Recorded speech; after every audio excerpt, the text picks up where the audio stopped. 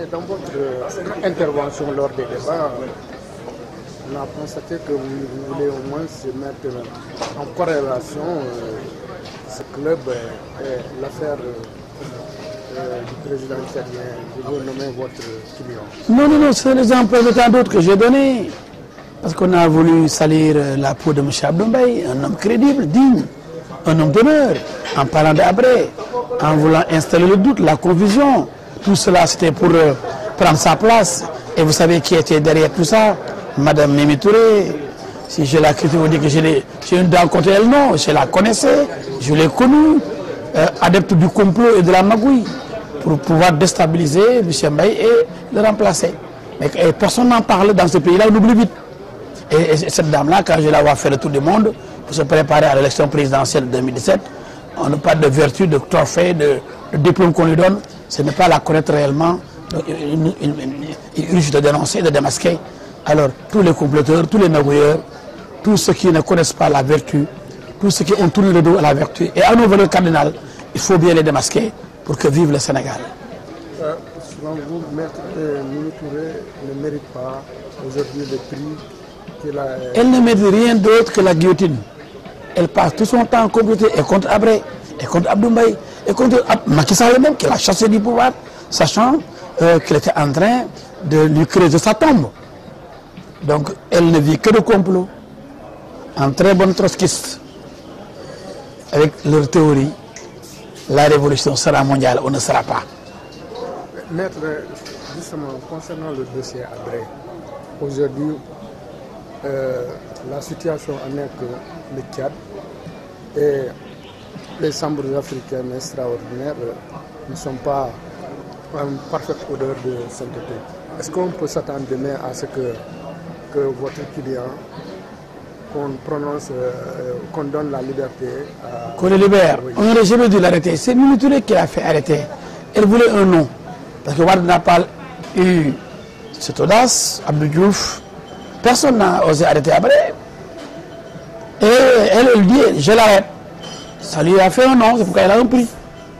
Et on l'a même installé parmi les 100 personnalités les plus influentes au monde.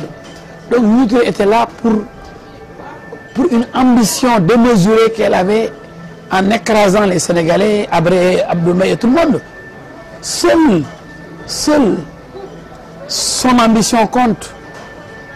Mais on ne peut pas arrêter Habré. La preuve, on va le libérer. Vous savez, les chambres africaines extraordinaires violent la constitution sénégalaise.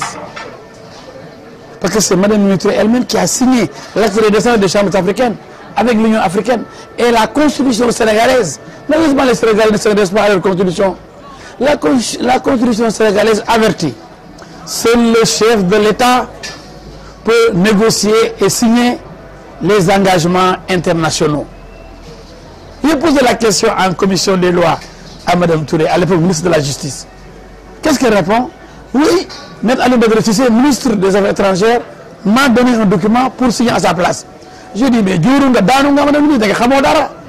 n'appartient pas au ministre des Affaires étrangères de négocier et de signer les traités internationaux. Il appartient au président de le faire. Maintenant, le président peut déléguer ses pouvoirs, ses prérogatives à son ministre des Affaires étrangères. Tel n'a pas été le cas. Donc, et maintenant, on a appris que M. Ali Badr Cissé n'a jamais donné le document. Donc, même le document étant nul, il est encore qualifié de faux. Vous avez vu que donc, Habré ne doit pas rester une seconde en prison. Mais Déby, qui sait que c'est lui qui aurait dû être à la place de Habré, ne va pas envoyer des gens ici qui risquent de dire la vérité. Et ces gens, s'ils viennent à Dakar, ils ne sont plus menacés par Déby. Et en ce moment, ils pourront dire que Habré était là-bas au palais. Dans un palais, on ne tire pas. On ne tue pas 40 000 Tchadiens.